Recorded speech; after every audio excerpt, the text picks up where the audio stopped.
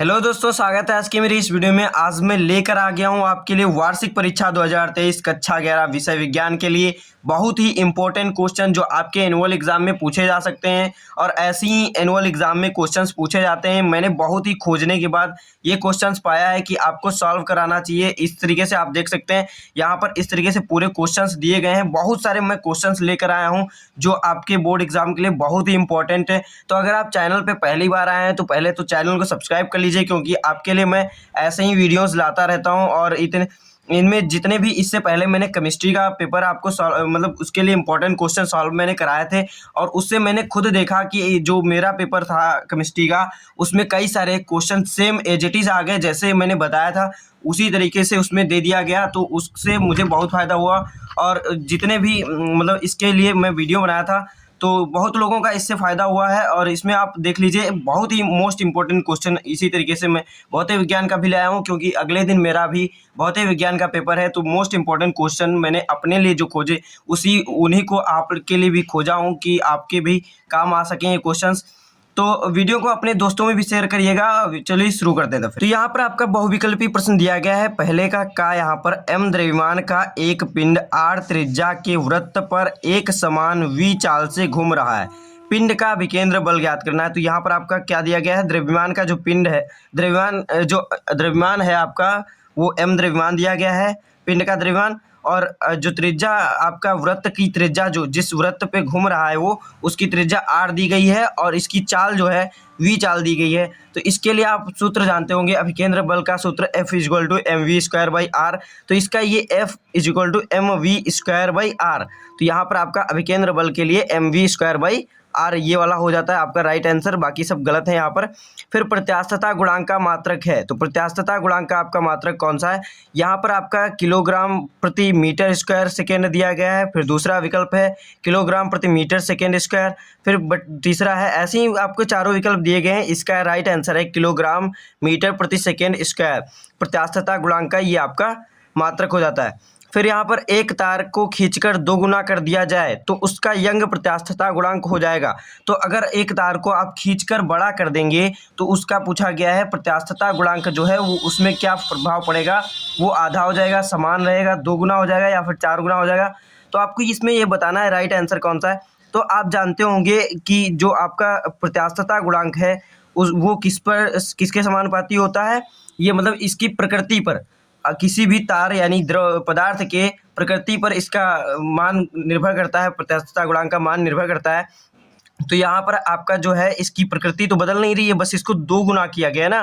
तो इसका प्रत्यास्थता गुणांक जो है वो समान ही रहेगा, इसमें कोई भी परिवर्तन नहीं आएगा, क्योंकि प्रकृति अभी भी वही है जो पहले थी। फिर दाब का मात्रक है। तो दाब का मात्रक क्या है, आपको यहाँ पर दिया गया है ऑप्शन न्यूटन मीटर, फिर न्यूटन मीटर स्क्वायर और न्यूटन मीटर स्क्वायर। यहाँ पर आपको न्यूटन प्रति मीटर स्क्वायर यहाँ पर दिया गया है, तो ये वाला आंसर सही हो जाता है। न्यूटन प्रति मीटर स्क्वायर दाब का मात्रक है। फिर हाइड्रोलिक ब्रेक का कार्य सिद्धांत आधारित है। तो हाइड्रोलिक ब्रेक का कार्य सिद्धांत किस पर आधारित है, यहाँ पर आपको दिखाना है। तो इस तरीके से आप देखेंगे यहाँ पर पास्कल का नियम जो है इस पर आपका हाइड्रोलिक ब्रेक का कार्य सिद्धांत आधारित है।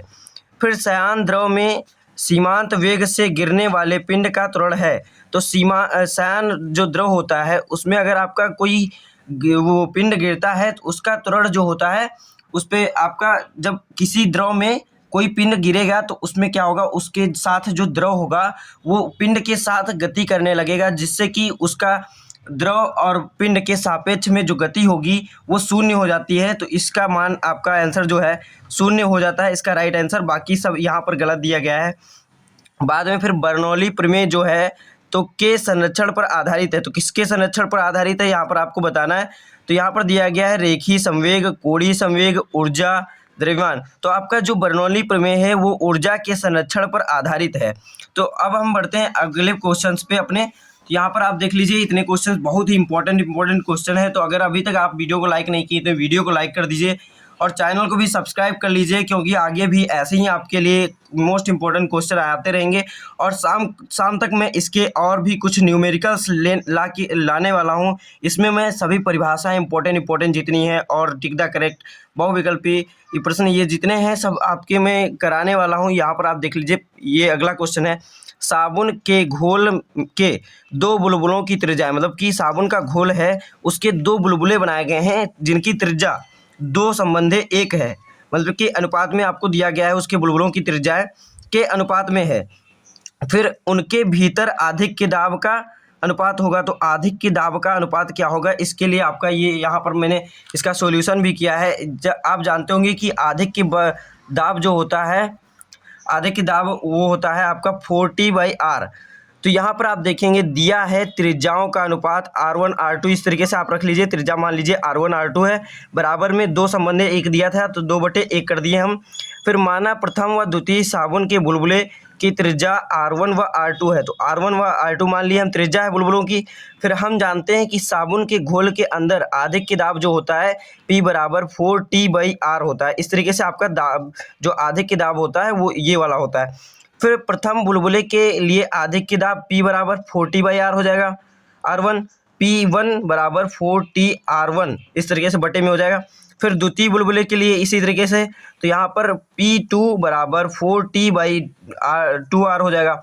तो ये समीकरण इस तरीके से बना देते हैं। फिर समीकरण 1 और 2 से विभाजित करने पर जब 1 और 2 को करेंगे विभाजित तो अनुपात में हमें मिल जाएगा, तो P1 बटे में P2 इस तरीके से पहले वाले बुलबुले का आधिक की दाब बटे में दूसरे वाले बुलबुले का आधिक की दाब, और बाद में बराबर में क्या है, आप यहाँ पर देखेंगे तो 40 से 40 कैंसिल हो जाएगा तो 1/R1, और यहाँ पर आएगा 1/R1। जब बटे करेंगे तो इसको ये पलट के मान ऊपर चला जाएगा तो R2 ऊपर आ जाएगा और R1 नीचे।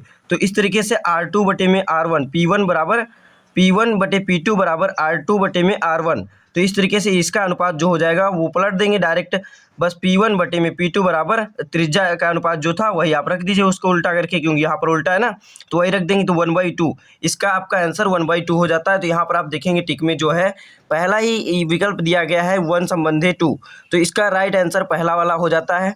फिर आपका दूसरा अगला प्रश्न जो दिया गया है वो है वास्तविक प्रसार गुणांक का सूत्र होता है। तो वास्तविक प्रसार गुणांक का आपका सूत्र कौन सा होता है वो आपको बताना है। तो यहाँ पर ये आपको आयतन के संबंध में दिया गया है, सब विकल्प जितने भी हैं आयतन के संबंध में है। तो वास्तविक प्रसार गुणांक जो है इसके लिए आपका तो डेल्टा वी आर, मतलब आर क्यों है, रियल वास्तविक के लिए डेल्टा वी यानी कि आपका जो आयतन में परिवर्तन बटे में आयतन, वास्तविक प्रारंभिक आयतन इंटू तापमान में वृद्धि, जितनी तापमान में वृद्धि हुई है ये। फिर ये वाला आपका आंसर सही हो जाता है। इसी तरीके से यहाँ पर सब में थीटा था तो थीटा से कोई मतलब ही नहीं था, क्योंकि यहाँ थीटा मतलब यहाँ पर उपयोग नहीं आएगा। यहाँ पर ताप जब बढ़ाएंगे तो इसका वास्तविक प्रसार गुणांक यहाँ पर पता चल जाता है। तो इस तरीके से यहाँ पर ये वाला राइट आंसर हो जाता है दूसरा इसका। फिर एसआई पद्धति में कार्य का गुरुत्वीय मात्रक है, तो एसआई पद्धति में जो आपका कार्य का गुरुत्वीय मात्रक है वो आपका किलोग्राम भार मीटर, ये वाला आपका राइट आंसर है पहला वाला। गुरुत्वीय मात्रक आप पढ़े होंगे तो किलोग्राम भार मीटर आपको बताया गया होगा एसआई पद्धति में गुरुत्वीय कार्य का गुरुत्वीय मात्रक। तो यहाँ पर अगला आपका क्वेश्चन है 12 नंबर, किसी पिंड के जड़त्व आघूर्ण तथा कोणीय त्वरण के गुणनफल को कहते हैं। तो आपका किसी पिंड अगर के जड़त्व आघूर्ण और कोणीय त्वरण का गुणा करते हैं तब आपको उसको कहते हैं कोणीय संवेग। कोणीय संवेग इसका पहला वाला आंसर सही हो जाता है। फिर आगे आपके अति लघु त्रि प्रश्न दिए गए हैं इस तरीके से। तो यहाँ पर क्या है, पहला प्रश्न है प्रतिबल व विकृति की परिभाषा लिखिए। तो प्रतिबल और विकृति की परिभाषा आपको लिखना है। तो प्रतिबल हम जानते हैं कि वस्तु की साम्यावस्था में प्रति एकांक अनुप्रस्थ काट क्षेत्रफल पर कार्यरत आंतरिक प्रतिक्रिया बल को प्रतिबल कहते हैं। यानी कि आपका जो ये प्रति एकांक अनुप्रस्थ काट है का क्षेत्रफल है, कोई भी प्रति एकांक अनुप्रस्थ काट का क्षेत्रफल है उस पर जो आंतरिक प्रतिक्रिया बल होगा, आंतरिक मतलब कि आप अगर ऊपर से बल लगा रहे हैं तो अंदर से आपके ऊपर जितना बल लगेगा उसी को प्रतिबल कहेंगे। आंतरिक प्रतिक्रिया बल को प्रतिबल कहते हैं। इसका मात्रक न्यूटन मीटर स्क्वायर होता है, न्यूटन बटे में मीटर स्क्वायर होता है। फिर इस तरीके से विकृति का परिभाषा है वस्तु की भौतिक अवस्था आकार व रूप, जो भौतिक अवस्था है उसकी आकार व रूप में होने वाले भिन्नात्मक परिवर्तन को विकृति कहते हैं। यानी कि उसके आकार या फिर रूप में जो भिन्नात्मक परिवर्तन है उसी को हम विकृति कहते हैं। विकृति की कोई विमा नहीं होती, इसकी कोई विमा नहीं होती, उसका न्यूटन बटे मीटर स्क्वायर ये मात्रक है तो उसकी विमा भी होगी। यहाँ पर फिर आपका अगला क्वेश्चन दिया गया है गेज दाब को समझाइए। तो गेज दाब आपका क्या है, जब आप देखे होंगे जो द्रव के अंदर आप दाब निकालते हैं द्रव दाब यहाँ पर, तो आपका द्रव के अंदर किसी बिंदु पर किसी द्रव स्थितिक, जो द्रव स्थितिक दाब होता है पी डैश मान लें, तथा वायुमंडलीय दाब जो होता है पी ए का अंतर उस बिंदु पर गेज दाब कहलाता है। यानी कि अगर आप किसी भी पानी में उसका दाब जो चेक करेंगे तो आप पहले वायुमंडलीय दाब एटमॉस्फेरिक प्रेशर बटे में, मतलब कि प्लस में जो आपका होता है, प्लस होता है क्या, आपका जो द्रव का स्थैतिक दाब है। तो यहाँ पर अगर हम द्रव के स्थैतिक दाब में से मतलब कि ये जो आपका स्थैतिक दाब है, द्रव का स्थैतिक दाब जो अभी है उसका, उसमें से अगर हम वायुमंडलीय दाब घटा देते हैं तो आपका एच रो जी मिल जाएगा। तो ये आपका द्रव के अंदर सिर्फ द्रव का, मतलब कि यहाँ पर आपको वैक्यूम क्रिएट करके जो अंदर सिर्फ द्रव में आपका दाब मिलेगा वो आपका एच रो जी होगा, उसी को हम गेज दाब कहते हैं। तो इस तरीके से आप देख लीजिए। फिर अगला क्वेश्चन है यहाँ पर दिए गए हैं। तो अगला क्वेश्चन आपका दिया गया है विशिष्ट ऊष्मा की परिभाषा लिखिए, यानी कि आपका विशिष्ट ऊष्मा क्या है उसकी परिभाषा आपको लिखना है। तब यहाँ उत्तर दिया गया है किसी पदार्थ की विशिष्ट ऊष्मा, किसी पदार्थ की जो विशिष्ट ऊष्मा है उस पदार्थ के एकांक द्रव्यमान के ताप में 1 डिग्री की वृद्धि के लिए आवश्यक ऊष्मा की मात्रा के बराबर होती है। यानी कि आपका जो कोई भी पदार्थ है, कोई भी पदार्थ लेंगे उसका एकांक द्रव्यमान, यानी कि एकांक कोई भी द्रव्यमान ले लीजिए, फिर उसके 1 डिग्री, उसमें जो ताप है 1 डिग्री अगर आप वृद्धि के लिए जो आवश्यक ऊष्मा होती है, उसमें अगर 1 डिग्री तापमान आपको बढ़ाना है तो उसमें कितनी ऊष्मा देनी पड़ेगी, उसकी मात्रा ही आपका जो होता है वो आपका विशिष्ट ऊष्मा के बराबर होता है। क्या है, ऊष्मा के बराबर होता है। तो यहाँ पर आपको दिया गया है उसके बराबर होता है क्यों, इसे क्यों से व्यक्त करते हैं, अर्थात Q equal to M C delta T. तो सी क्या है, ये आपका विशिष्ट ऊष्मा है, विशिष्ट ऊष्मा ये सी है। तो यहाँ पर इस तरीके से यहाँ एम द्रव्यमान, एम पदार्थ का द्रव्यमान है और डेल्टा टी ताप में परिवर्तन है।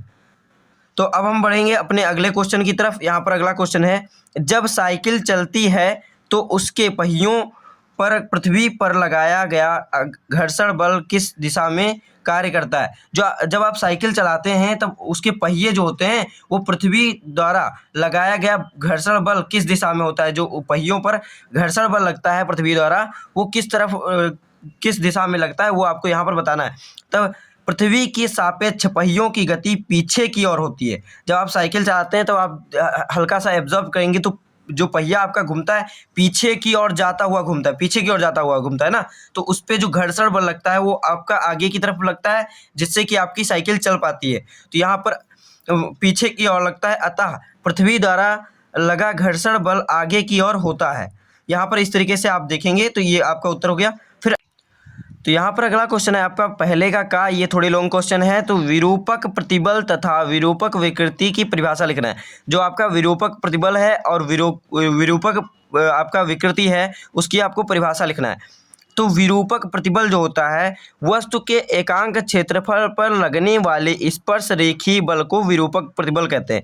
यानी कि आपका विरूपक जो प्रतिबल है वो कोई भी एकांक क्षेत्रफल है उस पर जो स्पर्श रेखीय जो आपका स्पर्श जहाँ से टच करता है, टच रेखीय स्पर्श रेखीय आपका जो होगा बल को विरूपक प्रतिबल कहते हैं। स्पर्श रेखीय बल को ही विरूपक प्रतिबल कहते हैं। फिर आपका विरूपक विकृति क्या होती है, तो स्पर्श रेखीय बल की दिशा में किसी परत के विस्थापन, किसी परत यानी कि आपका जो स्पर्श रेखीय बल की दिशा में जिस तरफ आप बल लगा रहे हैं उसकी दिशा में किसी परत का विस्थापन तथा उस परत के की स्थिर पृष्ठ से दूरी, आपका जो एक पृष्ठ होगा नीचे वाला वो वहीं पर रह जाता है और ऊपर वाला जो पृष्ठ आपका किसी तरफ बल की दिशा में आपका जिस तरफ विस्थापित हुआ है उसका स्थिर पृष्ठ से दूरी के अनुपात को ही विरूपक विकृति कहते हैं। यानी आपका जो आपका स्थिर पृष्ठ है और ये आपका विस्थापित पृष्ठ है उसका अनुपात जब करेंगे तो आपका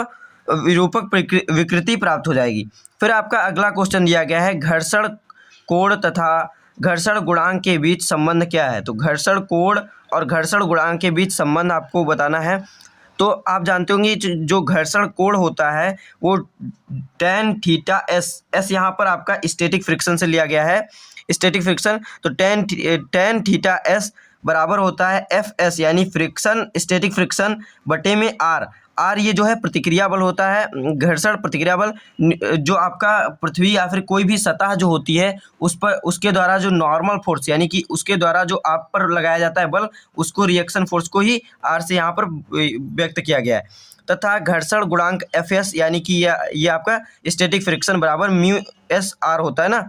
तो म्यू एस ये आपका घर्षण गुणांक होता है, स्टैटिक घर्षण गुणांक, और यहाँ पर आपका आर जो है प्रतिक्रिया बल है। तो यहाँ पर इस तरीके से देखेंगे tan थीटा एस जो है बराबर हो जाएगा एफ एस की जगह पर यहाँ पर एफ एस वाला मान रख दीजिए, तो म्यू एस बटे में म्यू एस आर बटे में आर है, तो आर से आर कैंसिल हो जाएगा, तो tan थीटा एस आपका प्राप्त हो जाएगा बराबर में म्यू एस के। तो इस तरीके से यहाँ पर आपका जो स्थैतिक घर्षण गुणांक है वो स्पर्श ज्या के बराबर होता है। यहाँ से आपको पता चल गया इसके बीच अभिष्ट संबंध यही है कि आपका tan theta S mu S के बराबर होता है। अब हम बढ़ते हैं अपने अगले क्वेश्चन की तरफ।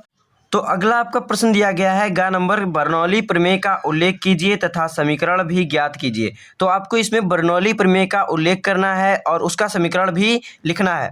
तो यहाँ पर इस प्रमेय के अनुसार जब कोई असपिंड तथा असयान तरल एक स्थान से दूसरे स्थान तक धारा रेखी प्रवाह करता होता है तो मार्ग के प्रत्येक बिंदु पर इसके प्रति एकांक आयतन की ऊर्जा अर्थात दाब ऊर्जा, गतिज ऊर्जा और स्थितिज ऊर्जा का योग नियत रहता है। यानी कि अगर आपका कोई द्रव है जो असपिंड है यानी उसको दबाया नहीं जा सकता है और स्पंदित नहीं किया जा सकता है और असयान भी है, उसके जो फ्लो होगा उसका प्रवाह होगा धारा रेखीय हो और उसके मार्ग में, तब उसका जो मार्ग होगा उसके मार्ग में कहीं भी उसका कोई भी बिंदु लीजिए, उसके प्रत्येक बिंदु पर इसके प्रति एकांक आयतन की ऊर्जा जो होगी, आयतन की ऊर्जा जो होगी यानी कि दाब ऊर्जा, गतिज ऊर्जा और स्थितिज ऊर्जा का योग जो होगा पूरा योग वो नियत होगा। वही आपका बर्नौली प्रमेय का समीकरण भी बताता है कि P plus half rho V square plus में रो जी एच बराबर में नियतांक है, यानी कि नियत है, वो बदलता नहीं है, पूरा उसका जब योग करेंगे हमेशा नियत रहेगा, बदलेगा नहीं कभी भी। अगर ये चीज़ आपका दाब ज़्यादा है तो वेग कम होगा, वेग ज़्यादा है तो दाब कम होगा। इस तरीके से आपका दोनों मैनेज करके आपका नियत हमेशा रहता है, वो कभी आपका बदलता नहीं है।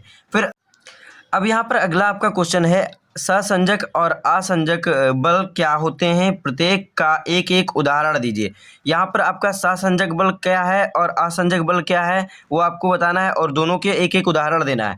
फिर सहसंजक बल जो है आपका, यहाँ पर इसकी परिभाषा दी गई, समान पदार्थ के अणुओं के मध्य कार्यरत आकर्षण बल को सहसंजक बल कहते हैं। यानी कि H2O प्लस H2O अगर दोनों एक समान अणु है ना, उनका बीच का जो आकर्षण होगा उसको सहसंजक बल कहेंगे। और अगर मान लीजिए जल और कोई और पदार्थ है, यानी मान लीजिए कांच है, उसके बीच जो आकर्षण होगा जिससे चिपकेगा वो आपस में, वो आपका क्या होगा, वो होगा असंजक बल। तो यहाँ पर आपका दो जल के बूंदों के से एक बूंद बनाना, दो जल की बूंद जो है उनसे एक बूंद जब बनता है तो उनके बीच में आपका सहसंजक बल काम करता है।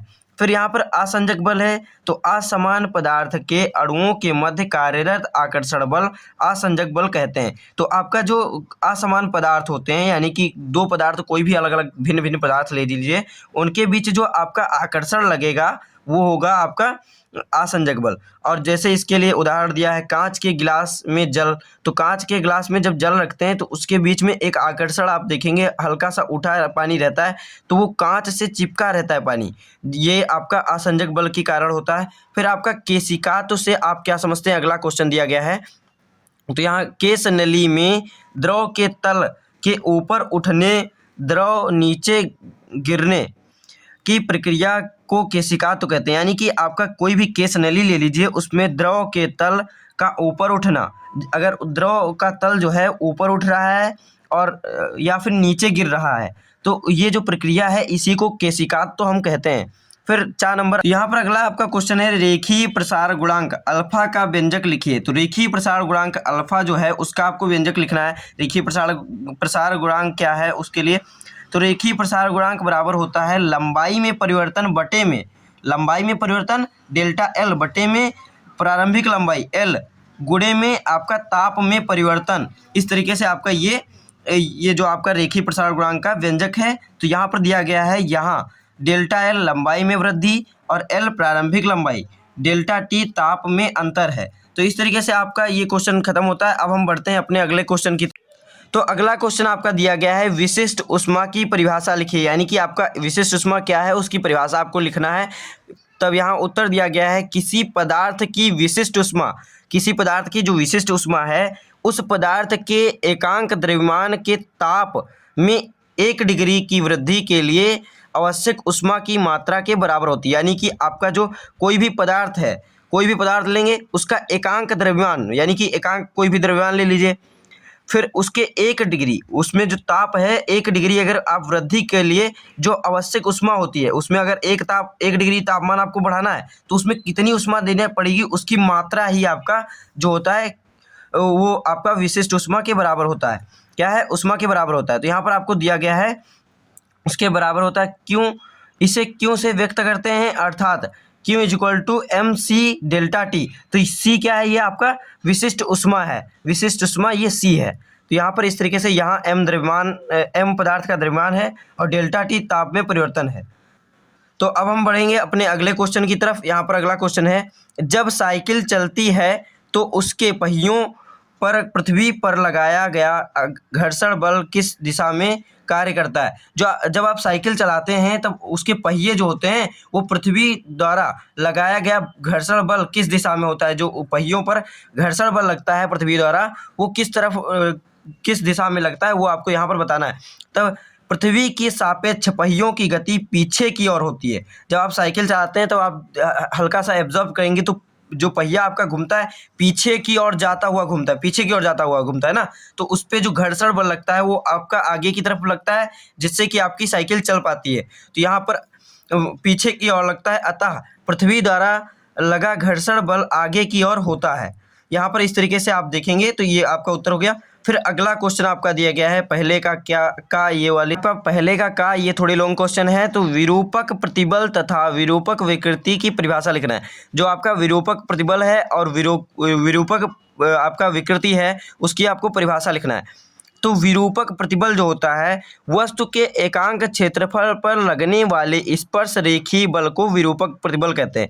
यानी कि आपका विरूपक जो प्रतिबल है वो कोई भी एकांक क्षेत्रफल है उस पर जो स्पर्श रेखीय जो आपका स्पर्श जहाँ से टच करता है, टच रेखीय स्पर्श रेखीय आपका जो होगा बल को विरूपक प्रतिबल कहते हैं। स्पर्श रेखीय बल को ही विरूपक प्रतिबल कहते हैं। फिर आपका विरूपक विकृति क्या होती है? तो स्पर्श रेखीय बल की दिशा में किसी परत के विस्थापन, किसी परत यानी कि आपका जो स्पर्श रेखीय बल की दिशा में जिस तरफ आप बल लगा रहे हैं उसकी दिशा में किसी परत का विस्थापन तथा उस परत के की स्थिर पृष्ठ से दूरी, आपका जो एक पृष्ठ होगा नीचे वाला वो वहीं पर रह जाता है और ऊपर वाला जो पृष्ठ आपका किसी तरफ बल की दिशा में आपका जिस तरफ विस्थापित हुआ है उसका स्थिर पृष्ठ से दूरी के अनुपात को ही विरूपक विकृति कहते हैं। यानी आपका जो आपका स्थिर पृष्ठ है और ये आपका विस्थापित पृष्ठ है उसका अनुपात जब करेंगे तो आपका विरूपक विकृति प्राप्त हो जाएगी। फिर आपका अगला क्वेश्चन दिया गया है घर्षण कोण तथा घर्षण गुणांक के बीच संबंध क्या है? तो घर्षण कोण और घर्षण गुणांक के बीच संबंध आपको बताना है। तो आप जानते होंगे जो घर्षण कोण होता है वो tan थीटा एस यहाँ पर आपका स्टैटिक फ्रिक्शन से लिया गया है, स्टैटिक फ्रिक्शन। तो tan थीटा एस बराबर होता है FS यानी फ्रिक्शन, स्टैटिक फ्रिक्शन बटे में R ये जो है प्रतिक्रिया बल होता है, घर्षण प्रतिक्रिया बल जो आपका पृथ्वी या फिर कोई भी सतह जो होती है उस पर उसके द्वारा जो नॉर्मल फोर्स यानी कि उसके द्वारा जो आप पर लगाया जाता है बल उसको रिएक्शन फोर्स को ही R से यहाँ पर व्यक्त किया गया है। तथा घर्षण गुणांक FS यानी कि ये आपका स्टैटिक फ्रिक्शन बराबर μSR होता है ना। तो μS ये आपका घर्षण गुणांक होता है, स्टैटिक घर्षण गुणांक, और यहाँ पर आपका R जो है प्रतिक्रिया बल है। तो यहाँ पर इस तरीके से देखेंगे tan थीटा एस जो है बराबर हो जाएगा FS की जगह पर यहाँ पर FS वाला मान रख दीजिए। तो μS R बटे में R है तो R से R कैंसिल हो जाएगा। तो tan थीटा एस आपका प्राप्त हो जाएगा बराबर में μS के। तो इस तरीके से यहाँ पर आपका जो स्टैटिक घर्षण गुणांक है वो स्पर्श जा के बराबर होता है। यहाँ से आपको पता चल गया इसके बीच अभिष्ट संबंध यही है कि आपका tan थीटा एस μS के बराबर होता है। अब हम बढ़ते हैं अपने अगले क्वेश्चन की तरफ। तो अगला क्वेश्चन आपका दिया गया है यहाँ पर गा नंबर, पृष्ठ तनाव पर ताप तथा अशुद्धियों का क्या प्रभाव पड़ता है? यानी कि आपका जो द्रव का पृष्ठ तनाव होता है उस पर आपका जो ताप और ये अशुद्धियों का क्या प्रभाव पड़ता है, ये आपको इसमें बताना है। तो पृष्ठ तनाव पर ताप व अशुद्धियों से होने वाले प्रभाव निम्न हैं। तो यहाँ पर लिखा गया ताप का प्रभाव, जब आप पृष्ठ तनाव पे ताप का प्रभाव क्या पड़ेगा ये आपको बताना है। तो द्रव का ताप बढ़ाने पर अणुओं के मध्य की दूरी बढ़ जाती है, उसमें गति तेज तेज होने लगती है अणुओं के मध्य, इसलिए उसका जो अणुओं के बीच की दूरी है वो बढ़ जाती है, जिस कारण अणुओं के मध्य सहसंजक बल कम हो जाता है तथा पृष्ठ तनाव का मान कम हो जाता है। तो अगर ताप आप बढ़ाएंगे तो पृष्ठ तनाव का मान आपका कम होगा। फिर आपका अशुद्धियों का प्रभाव क्या होगा, तो यदि अशुद्धि द्रव में पूर्णतः घुलनशील हो, अगर आपकी जो अशुद्धि है उसमें जल में मतलब कि आपका द्रव में अगर कोई भी अशुद्धि आप डालते हैं तो वो अगर जल में पूर्णतः घुलनशील है तो इसे द्रव में मिलाने पर इसका पृष्ठ तनाव बढ़ जाएगा, यानी आपका द्रव का पृष्ठ तनाव बढ़ जाएगा। जैसे कि चीनी आप अगर उसको मिलाते हैं पानी में तो आपका जब उसको घोल देते हैं तो वो पूरी तरीके से घुल जाता है ना, घुलनशील हो, पूर्णतः घुलनशील हो, पूरी तरीके से घुल जाता है तो आपका जो पानी होता है वो गाढ़ा हो जाता है। तो इसी तरीके से बढ़ता है। फिर आपका अगला दिया गया, यहाँ पर उदाहरण इसका दिया गया है, जल में नमक डालने से जल का पृष्ठ तनाव बढ़ जाता है। यानी कि अगर आप जल में नमक डालते हैं तो उसका पृष्ठ तनाव आपका बढ़ जाता है। यही आप कहीं सुने होंगे कि एक झील है जिस पे आदमी ऐसे ही आप अगर उसमें कूदते हैं तो डूब नहीं पाएंगे, तैरने लगेंगे ऊपर। तो इस तरीके से उसका ये जो घनत्व होता है, मतलब कि उसकी आपका पृष्ठ तनाव होता है वो भी बढ़ जाता है और घनत्व भी बढ़ जाता है। ये जो आप नमक डालेंगे तो उससे घनत्व बढ़ जाता है, वहाँ पर तो वो घनत्व वाला लॉजिक लगता है, लेकिन यहाँ पर आपको पृष्ठ तनाव बढ़ाने के लिए आप अगर घुलनशील पदार्थ को घोल देते हैं तो यहाँ पर उसका पृष्ठ तनाव बढ़ जाता है। तथा द्रव में कम मात्रा में आयनिक लवणों को मिलाने पर पृष्ठ तनाव घटता है। अगर जो आपके कम मात्रा में आयनिक लवण जो होते हैं उनको अगर आप मिला देंगे तो उनका पृष्ठ तनाव घटता है। यदि अशुद्धि द्रव में आंशिक रूप से घुलनशील हो तो इसको द्रव में मिलाने पर पृष्ठ तनाव घटता है। और यदि मतलब कि आंशिक रूप से घुलनशील, पूरी तरीके से घुलनशील नहीं, कंकड़ पत्थर डाल दीजिए, मतलब कि वैसी चीज़ डाल दीजिए जो कम घुलनशील है, तो यहाँ पर आपका जो पृष्ठ तनाव है वो घट जाता है। क्योंकि अशुद्धि के अणुओं तथा द्रव के अणुओं के मध्य आसंजक बल प्रभावी होता है, आसंजक बल उनके बीच प्रभावी हो जाता है और इसीलिए ये आपका इसका घट जाता है, ये आपका पृष्ठ तनाव। तो इस तरीके से आप ये वाला क्वेश्चन हो गया। अब अभिकेंद्र बल की परिभाषा लिखिए। अगला आपका क्वेश्चन है अभिकेंद्र बल की परिभाषा लिखना है। तो यहाँ पर जब कोई कण एक समान वृत्तीय गति करता है, कोई कण है आपका जो एक समान वृत्तीय गति करता है तो उस पर एक बल सदैव वृत्त के केंद्र की ओर कार्य करता है। एक बल जो होता है उसका एक बल सदैव उसके वृत्त के केंद्र की ओर कार्य करता है, जिसे अभिकेंद्र बल कहते हैं। जो बल इसका जो वृत्तीय गति है उसमें एक बल जो वृत्त के केंद्र की ओर कार्य करता है उसी को अभिकेंद्र बल कहते हैं, जिससे यहाँ पर अभिकेंद्र केंद्र की ओर ना, इससे आप पहचान भी सकते हैं यहाँ पर। तो अगला जो यहाँ पर इसमें इसी का टॉपिक दिया गया है, यदि m द्रव्यमान का कोई कण, काण लिखा है, कण होगा, कण v वेग से r त्रिज्या के वृत्तीय पथ पर गति करता है तो कण पर कार्यरत अभिकेंद्र बल जो होगा आपका वो होगा F = mv²/r। यही पहले क्वेश्चन में हमने किया है, हमने देखा था F बराबर mv²/r बराबर में F बराबर mr², ये भी आपका होता है, ये भी कहीं पर पूछा जा सकता है। तो इस तरीके से आपका अभिकेंद्र बल की परिभाषा हो जाती है। तो आप समझ चुके हैं। अब हम मिलते हैं अगले वीडियो में, उसमें हम लाएंगे आगे के क्वेश्चंस, इसके इम्पोर्टेंट क्वेश्चन जो लॉन्ग क्वेश्चंस हैं और कुछ न्यूमेरिकल्स। तो आप चैनल को अगर अभी तक सब्सक्राइब नहीं किए तो